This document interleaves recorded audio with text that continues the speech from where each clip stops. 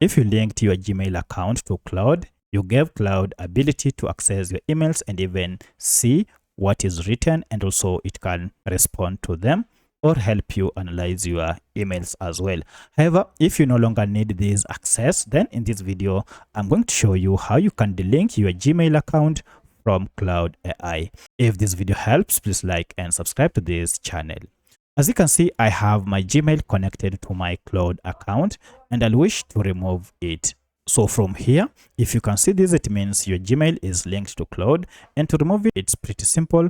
Go ahead and expand the sidebar to access Customize. If you click on Customize, you'll be taken to this interface where you can see we have Connect Your Apps and Create New Links. So I go ahead and click on Connect Your Apps, and he'll be able to see all the apps that you can connect as well as those that have been connected. As you can see, my Gmail here is connected, and that's why we have a check mark or a tick next to it instead of a plus.